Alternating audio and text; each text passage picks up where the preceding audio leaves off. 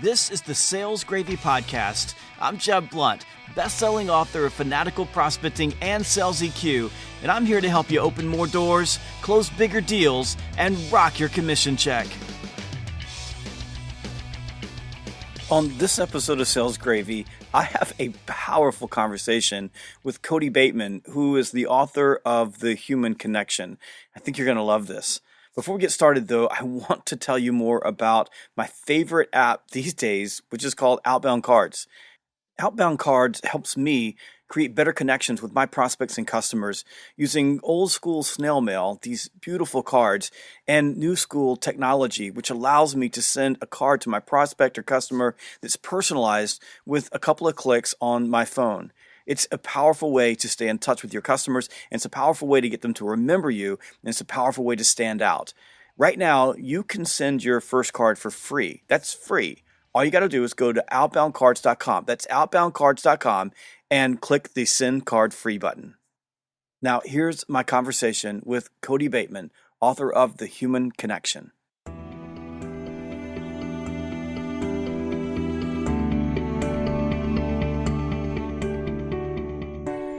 Hello, everybody. Welcome to Relationship Marketing with Kody B. I've got a very, very special guest on our show today. We're going to get started here in just a second.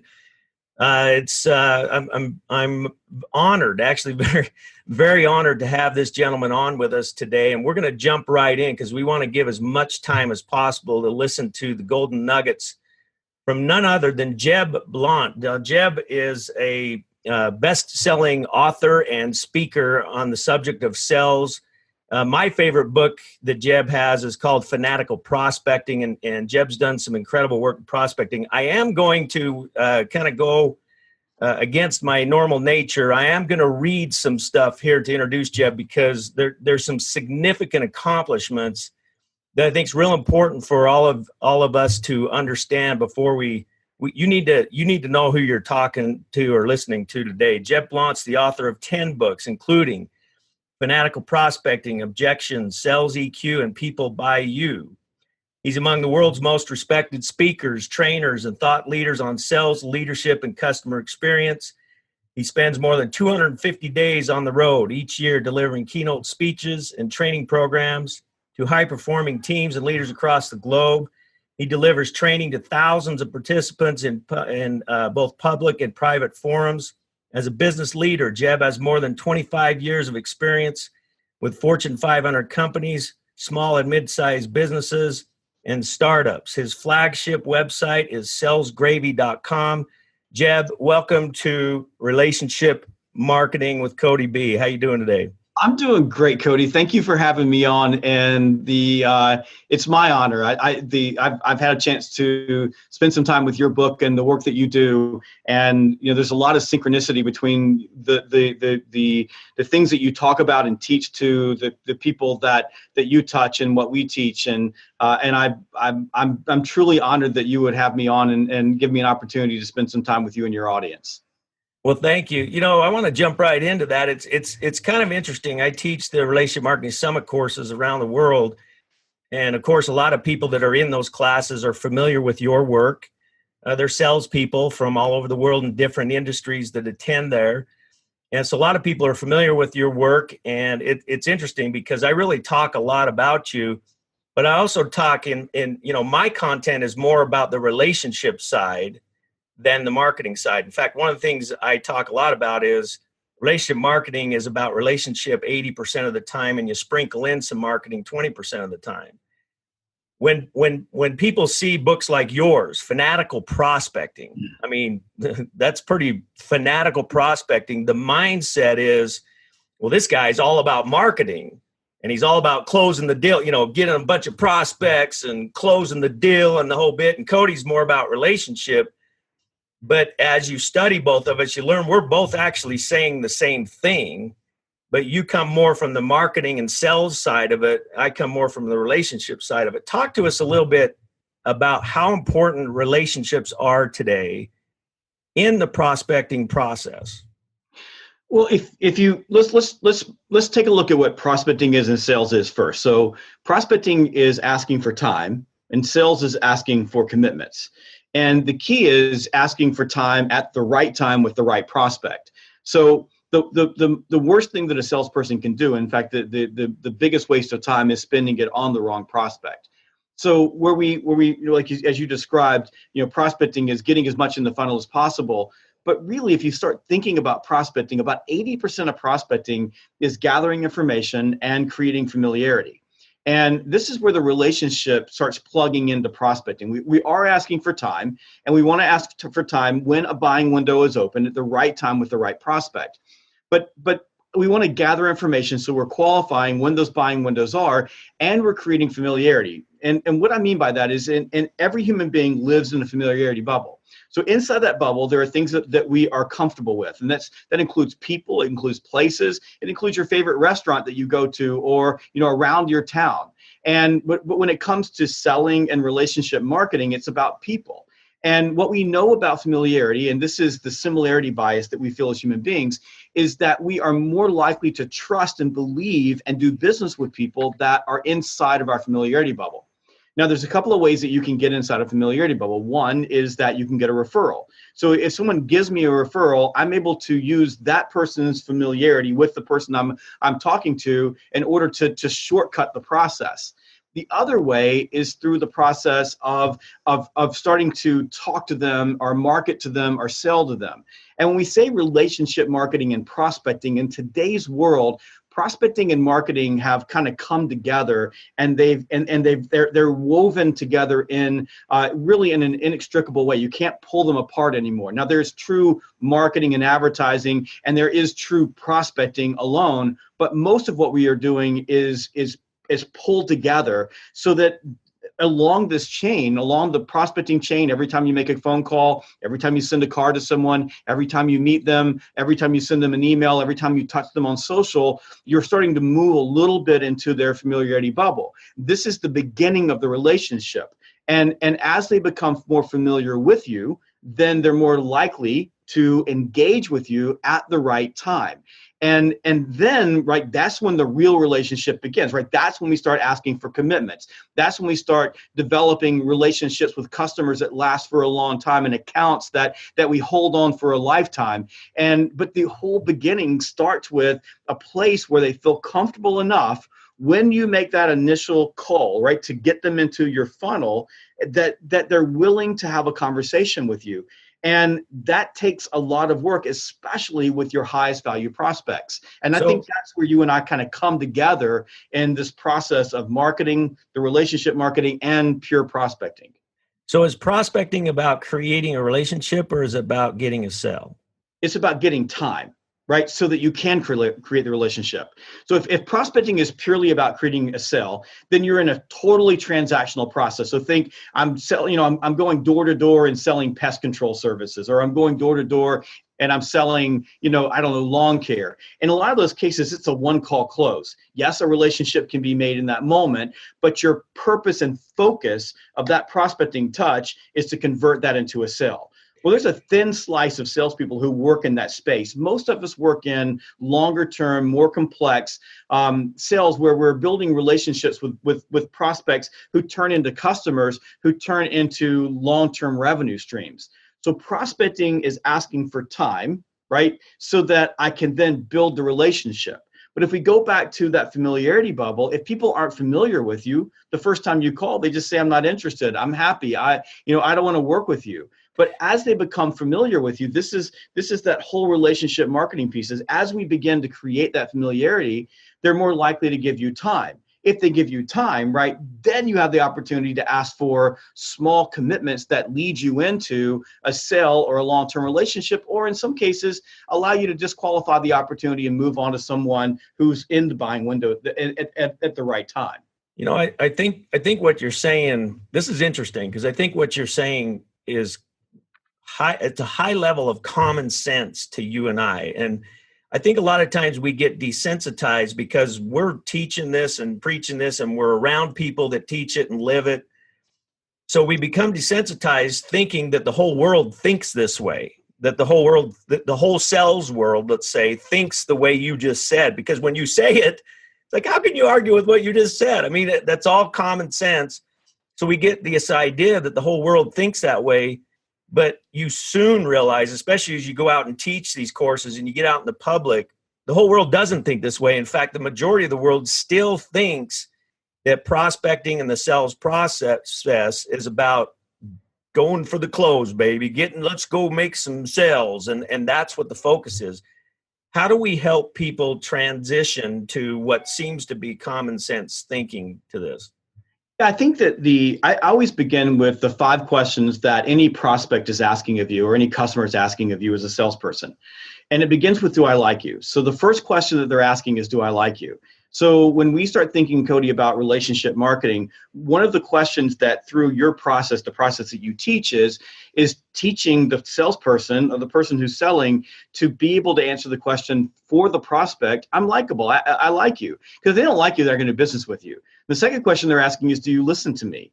And if you don't listen to them, they're not going to like you. The third question is, do you make me feel important or significant? Which is important because significance, or the need for significance, is the singularity of all human behavior. It is the most insatiable human need, the need to feel important and appreciated. And the easiest way to make someone feel important is to listen to them.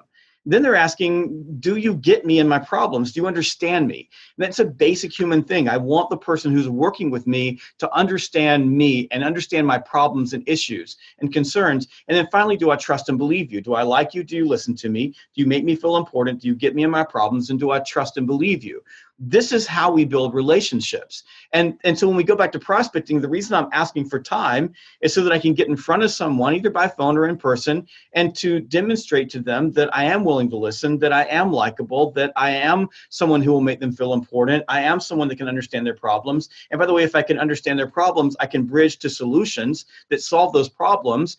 And when I bridge to solutions and demonstrate that I truly get them, they're more likely to trust me. But we can't have that conversation. We can't even begin to have that conversation if we start off the way most salespeople begin relationships, and that's with a pitch slap. They're pitch slapping their customer. So if you think about it, when you enter a relationship, the first question that the prospect is asking is, do I like you? Right? So if you're in their familiarity bubble, you've already earned a little bit of like.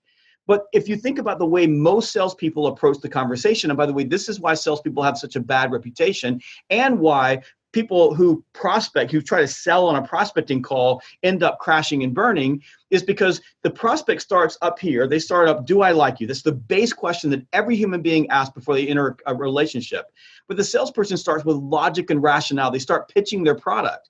Well, if you just think about it for a second, the most unlikable human being in your life is the person who is standing in front of you talking about themselves. And that's how most salespeople begin the conversation. And so what happens is across this process, right, of small micro commitments, the process of building relationship, the process of understanding the customer, right, we're completely and totally out of sync emotionally with the person that we're dealing with. So what you teach and what I teach are so much the same. And that is, look, you've got to demonstrate first that you're safe, secure, that you're someone that's likable, and you're someone that's worth spending time with. And then you have to take it to the next level. And then you have to take it to the next level. This is the nuance and the art of selling, right? So you talk in, I don't know, one of your books about assessing needs versus presenting, so if I'm assessing your needs versus when I assess, I'm assessing your need. When I present, I'm presenting my need.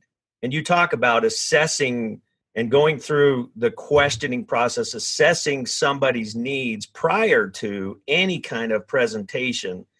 And you spend a lot of time on that. And again, I think traditional sales has been, like you just said, I love pitch slap. And by the way, Jeb's got a whole bunch of one-liners like that throughout his books, and I love it. I mean, you've come up with some great ones.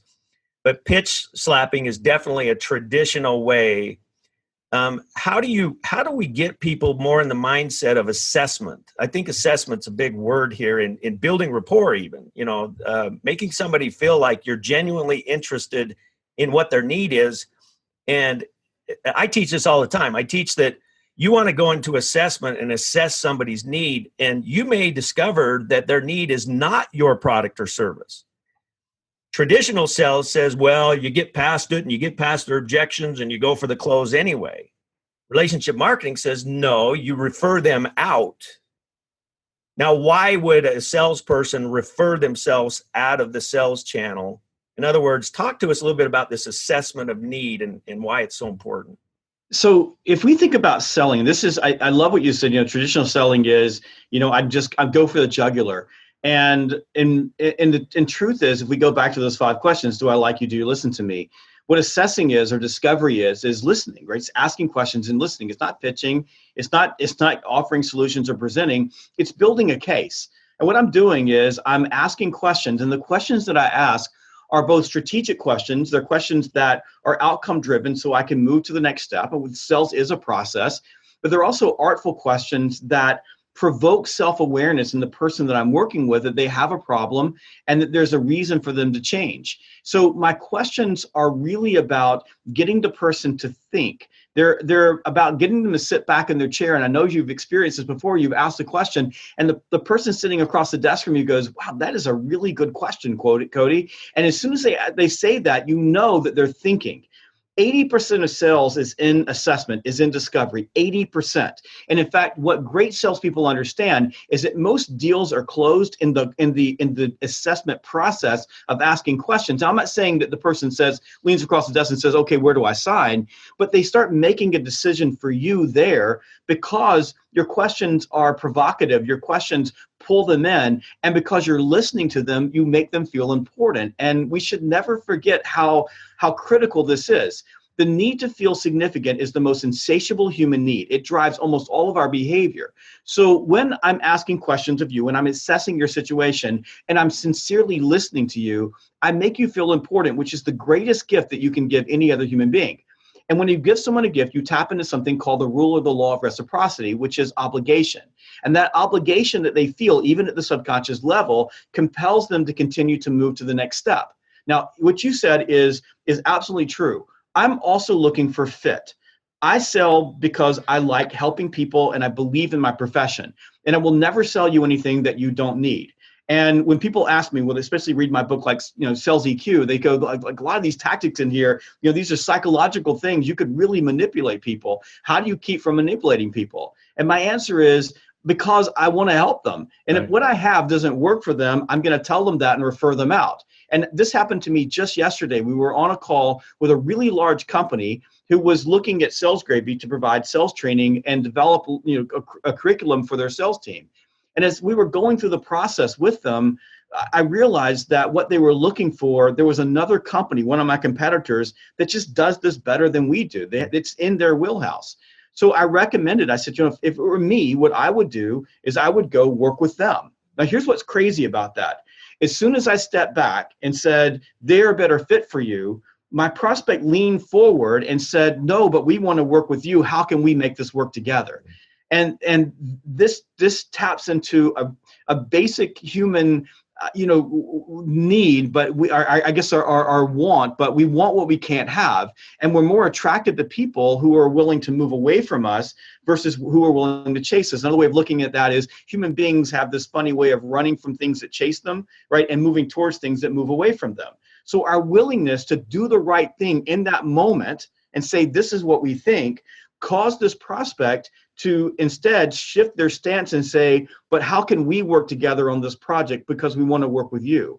And in that moment, we went from I'm selling something and you're buying something to we're collaborating together to create a solution that's the right fit for your company and do that together. And it doesn't necessarily have to be a zero-sum game either. It doesn't have to be my competitor or me. It's the right thing for the customer. And I believe in that in my heart. I believe that if you are always selling with integrity, you're always doing the right thing for your customer, the universe has a really weird and wicked way of rewarding your integrity and rewarding the way you approach your clients, even if in that particular moment you're not winning. But let me drive this back to prospecting, because all of what we're talking about, Kody, requires a deep amount of emotional control. You have to control your urge to talk. You have to control your urge to sell. You have to control your urge to get what you want or pitch what you want, right? You have to control that. And in order to have emotional control, you have to be good at prospecting and relationship marketing so that you have a big enough pipeline so that no single deal matters so much that you skip all of this, like you said, simple common sense that you and I are talking about. You skip over all that emotionally, and you start pitch slapping and pushing and driving. And you should never forget that when you're doing that, people move away from you versus are attracted to you. Well, I think there's no question. The more people in your pipeline, the more likely you are to be genuinely interested in the process with somebody. Because if you're desperate, the fewer you have in your pipe, and you talk about this in all your books, but the fewer you have in the pipeline, the more desperate you feel to close a sale. So you have a tendency to drive yourself over more to the sales close side of things versus the assessment, build relationship side of things. So filling the pipeline is really important, which, like you said, does go back to the importance of the prospecting process, the importance of focusing on that. One of the takeaways from your book, there's typically, when you read really good books, there's several takeaways, but there always seems to be one dominant takeaway. And my one dominant takeaway in one of your books, I think it's Fanatical Prospecting, but my one takeaway, and I use it all the time, and I knew about it before I read it. I did it to some level before I read it, but the way you presented this was just transformational for me. And it's where you talk about time blocking. You talk about time blocking in your book, and time blocking for prospecting. How do you get your pipeline full? You have to time block for prospecting. Now, people all the time ask me, Kody, how do you get all the stuff you do done? You're the CEO of a big corporation. You write your own books. I don't use ghostwriters. I write all my own stuff. How do you do it all? My answer is I time block. So talk to us about time blocking, what it is, why it's so important, especially in all the stuff we're talking about here. I'm glad you used the word transformational, because time blocking is transformational. And all time blocking is a really simple process. It's putting a concentrated amount of work in a set amount of time, and then turning everything off and focusing on one thing at a time. So when I time block, I had my time blocked off this morning, and one of my time blocks ran a little bit over, which is where I was running just a little bit late. But I had a series of tasks that I had to do. And when I woke up, I focused and concentrated my time in each of those blocks. And I accomplished more this morning, I think, than most people do in an entire week, because I'm able to do that. And just like you, I write my own books. I got a time block for that. I do a lot of prospecting with my team. I have to time block for that. And the way we demonstrate to salespeople how powerful this is, and I'll give you a great example. One of my trainers is out with a client this week, and yesterday he was on site and with their sales team, and they were doing outbound prospecting calls. Now he's working with a team that all they do is prospect. So all they do is do prospecting calls on the telephone to set up appointments so that a account executive can then sit down and do an assessment and discovery with the client. What he discovered is that the average salesperson, whose only job it is to pick up the phone and call, was making about 6 to 8 prospecting calls in an entire 8-hour period. Wow. This is something called Parkinson's Law. What Parkinson's Law describes is how work tends to expand into the time allotted for it. So what he did was he put them together, and they did 4 prospecting blocks. 4 15-minute prospecting blocks. So they had across the day, and this is an entire 8-hour day, they did 4 prospecting blocks of 15 minutes at a time. Now, inside those prospecting blocks, he gave them one directive. Your goal is to make 15 outbound prospecting calls and set 1 appointment. Now, most of the people average between 10 and 18 calls during that period of time. Now, imagine that this is a group of people that on average every day is doing 6 to 8 in 8 hours. In 15 minutes, they were doing more than they were doing an entire day. In those 4 15-minute blocks, they were able to create enough opportunities in the pipeline so that the company could confidently say that they produced $30,000 in business in an hour. In an hour doing that. That's the power of time blocking. 15 minutes, 15 dials, 1 appointment. That's it. But here's the key.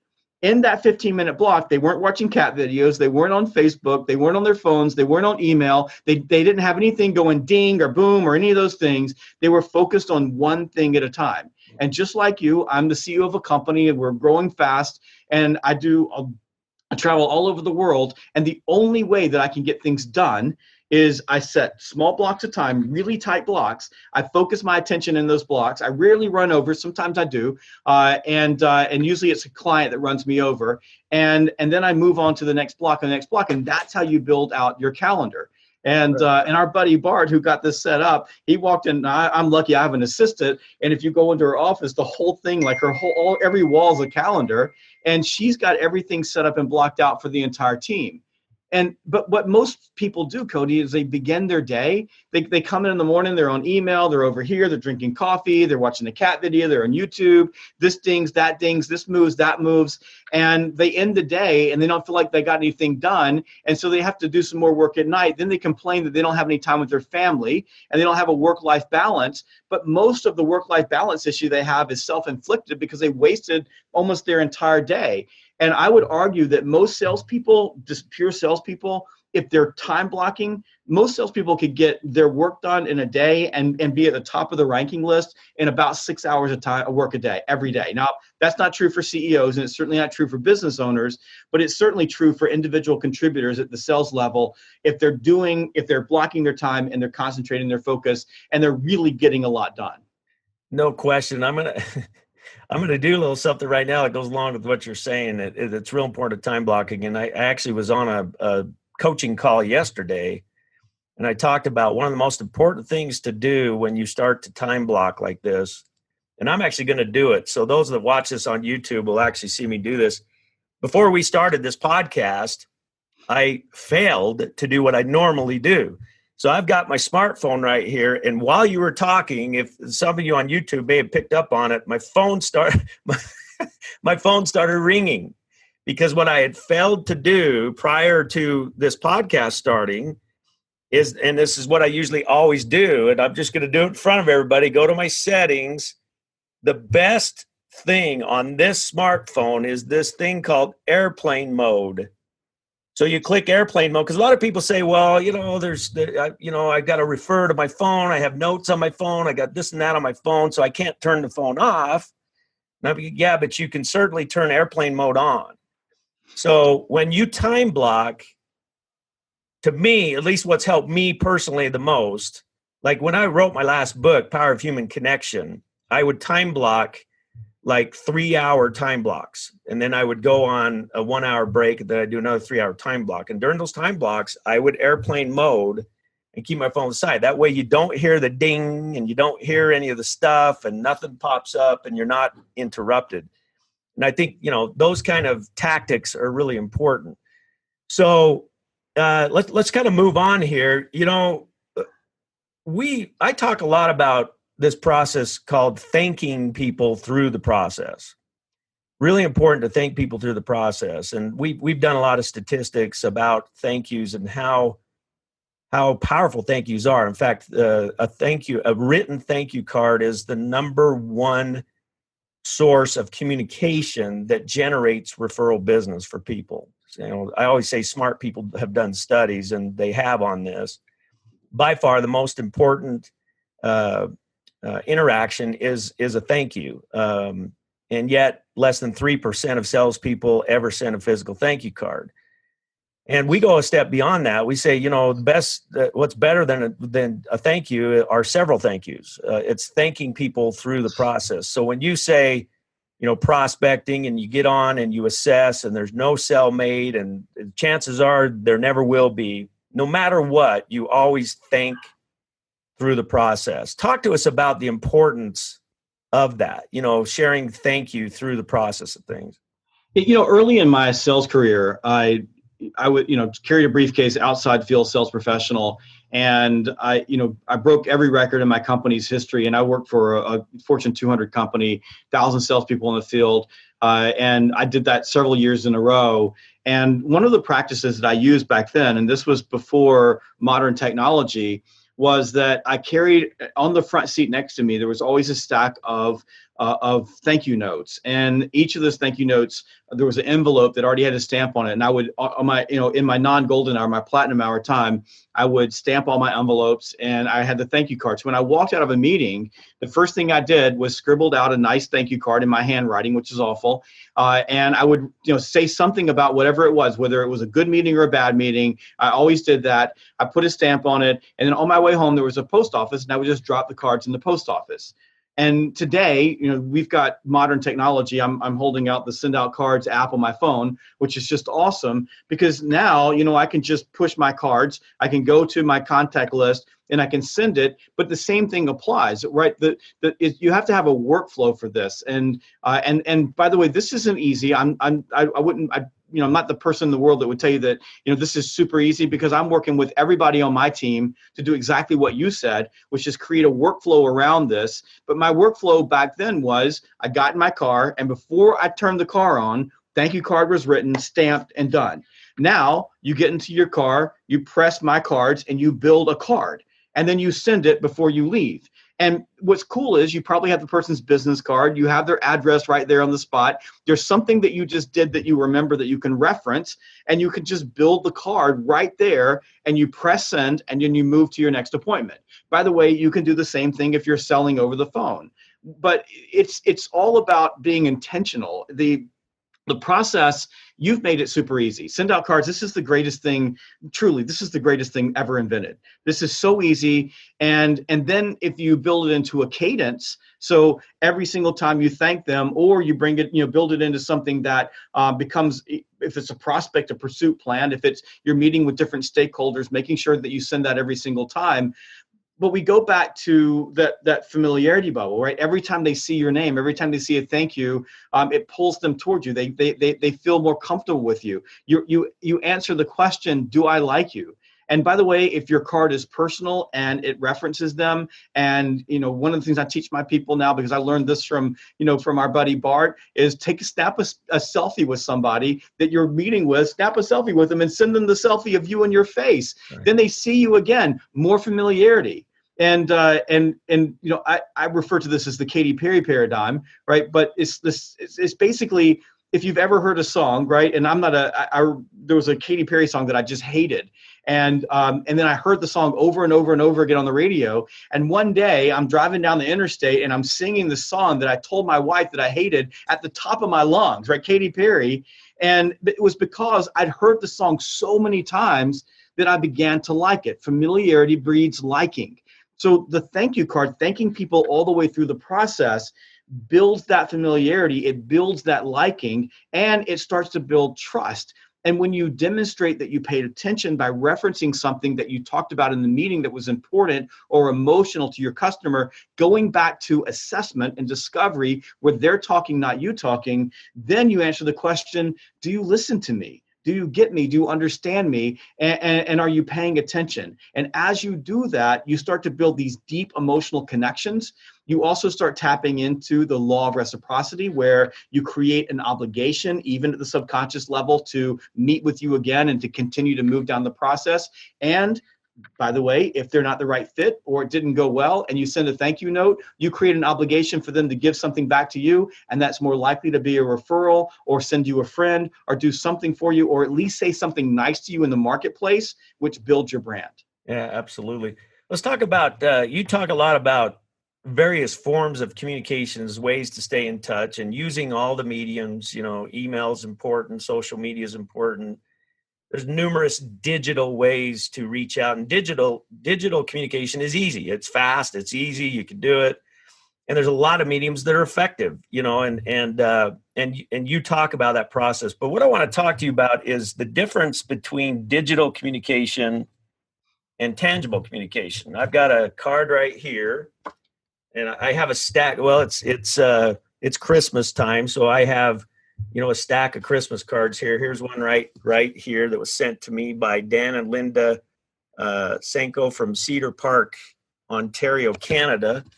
And inside, so it's a physical card, says believe it, and then inside it has a picture of their family and says Merry Christmas to me on the inside. And what's the difference between receiving this, and and I wish I would have had a thank you card to show, but the difference between receiving this and receiving a digital form of communication, and why is this important today? Well, I think people recognize that digital is easy, that it's a throwaway, that you can just push a button. And I said this to, gosh, I don't know, one of the people on my team just recently, because I get these digital Christmas cards and I don't even open them up. I just delete them. And I know if you've sent me one, don't feel bad. It just drives me crazy. You didn't even take the time. I would rather you not even send me a card than send me a digital communication, because I know that you didn't have to work at it. I know that you probably sent one to many. And that's not to say that digital communication is not a good idea. Certainly, email and text messaging done the right way is a fantastic way to build familiarity, to get in at the right times, to sometimes tell your story. Just like a voicemail, you can send voicemails and leave a 30-second commercial. But this is why, for example, I'm working with my team, and your team is working with my team to help my people develop this and be intentional in their workflow. If my trainer's on site and takes a picture with my customers' people and then sends them a card with their logo on it, and they had a great experience with him, and he takes the time to do that, first of all, it's an investment. They recognize that. It took some effort. They recognize that. But their picture's on the card, and you're not going to throw your picture away. You're going to keep it. And in all of my cards that I send from Send Out Cards, my brand, Sales Gravy, you can see it here on, I have it everywhere. It's right on the back. So if they turn it over, it's got my name on it. It's got my address. It's got my website. It's got all of that, but they're more likely to hold on to it. It's the same thing we do with all cards. And I'll give you a great example. This morning, I was cleaning up my sink in my bathroom. You come in, I came off the road, dumped a bunch of stuff off of it. And on my sink is a card that my wife gave me for my birthday. And it's got a little Datsun on it, and it, walking down the road together. And it was just such a thoughtful thing that she did. And it's my wife. I see her every single day that I'm in town. But the card itself, the way she did it and the way she signed it, meant so much to me that I've been holding on to it for months, and I'm not throwing it away. And in fact, I think I'm going to frame it because I like it so much. So from a tangible standpoint, it's a person who invests in you. And let's go back to the question, do you make me feel important? Do you make me feel significant?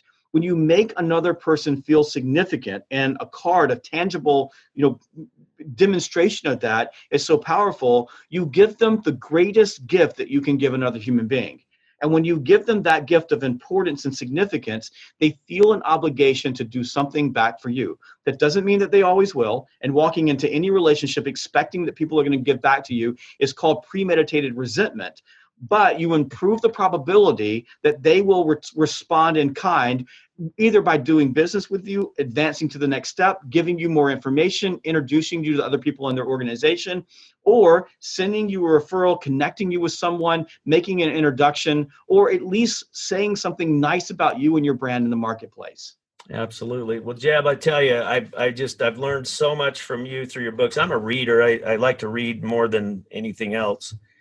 And I just have gained so much from reading your books. And I know you have a lot of different ways that you can share your wisdom with others. I want to make sure that our listeners know how they can get to you. So this is plug time, but I just think it's really important. You have, here's the deal. There are a lot of, and I don't mean any disrespect to anybody that's out there, but in today's social media world, there is a lot of self-proclaimed guru trainers and presenters. You see them on social media all the time. There's a new 5-step plan every 5 minutes. It's like you go through your your news feed, and and one of the things that I've found is that the reason there's so many, and there's the reason that people spend so much time looking at the new 5-step plan or the new 3-step plan or whatever, is because they don't stick to the plan that they studied. You know what I mean? One of the things we talk about is taking what you learn, and you always learn steps and principles and fundamentals that you should do in a sales process.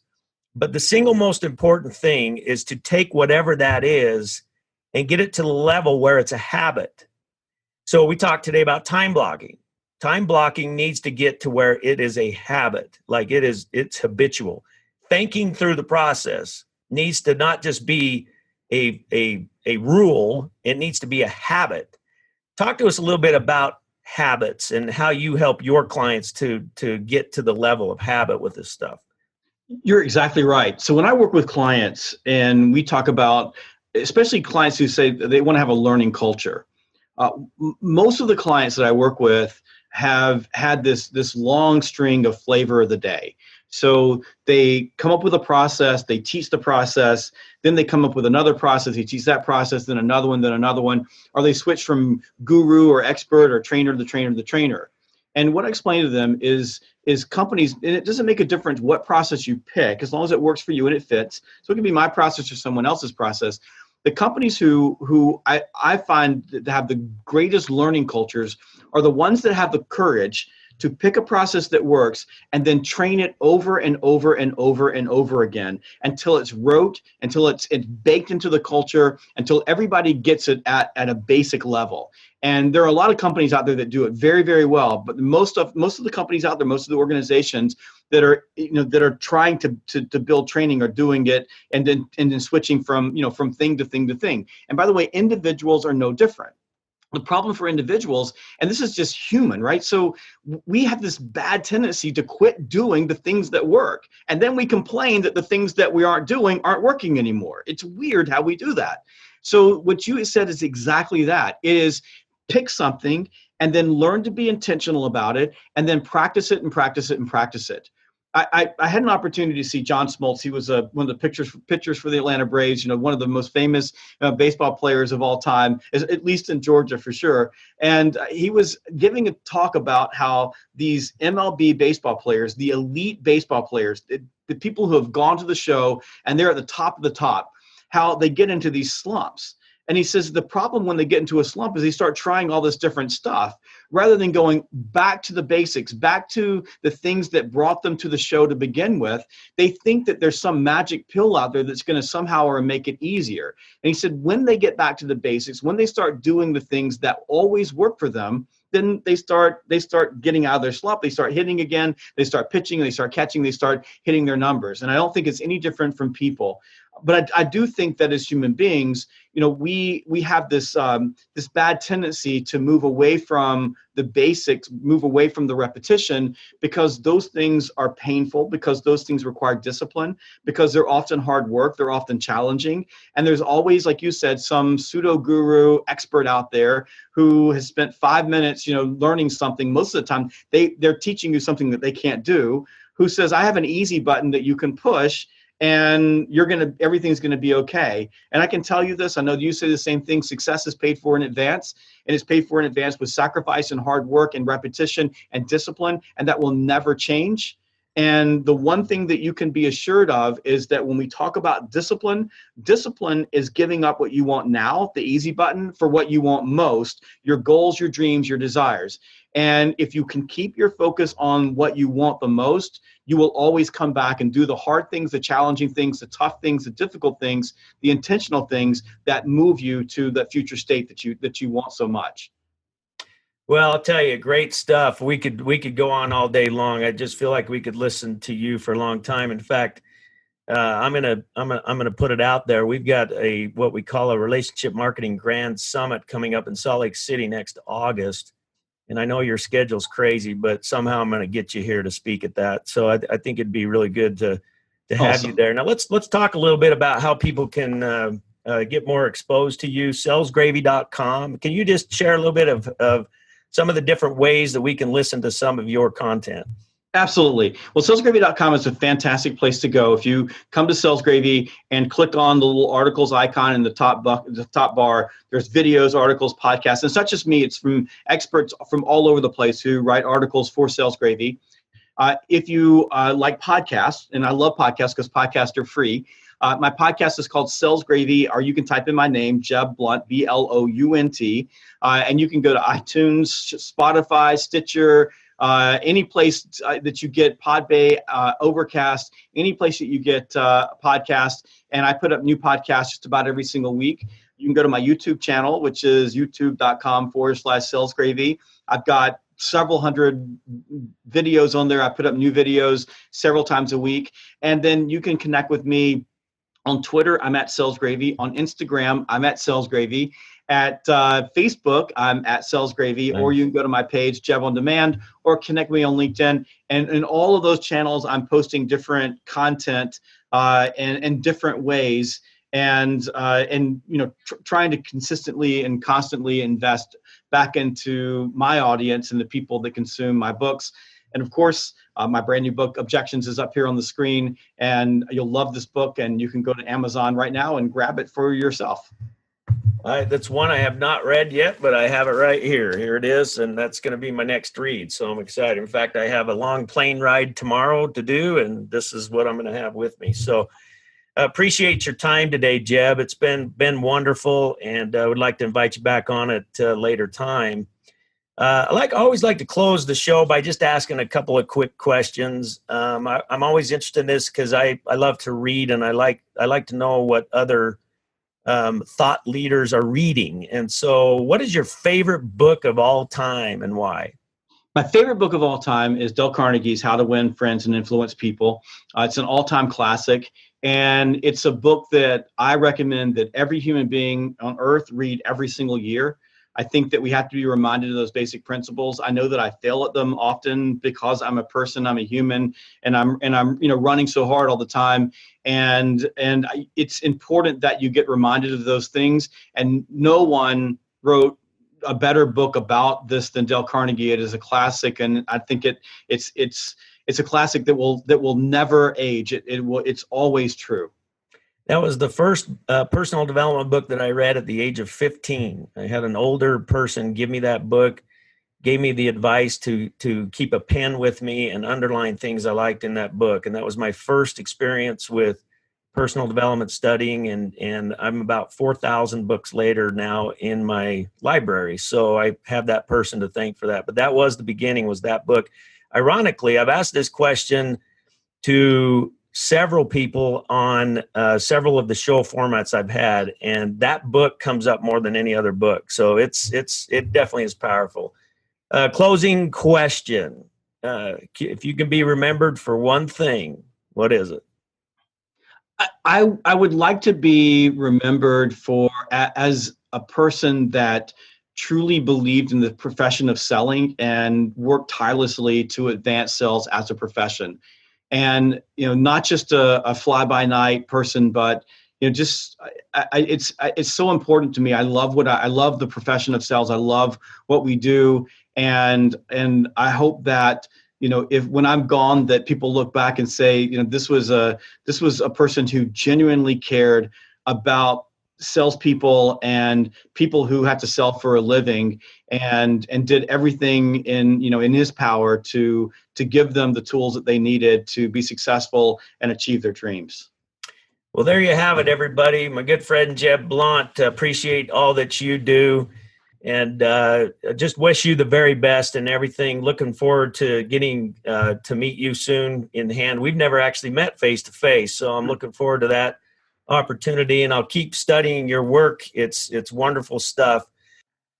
I hope you enjoyed my conversation with Kody Bateman, the author of The Human Connection. And if you're ready to take your human connections to the next level, if you're ready to stand out, if you are ready to differentiate yourself from the rest of the crowd, I want you to go to outboundcards.com. That's outboundcards.com, and check out this incredible new app. Go to outboundcards.com right now, and you can send your first card for free.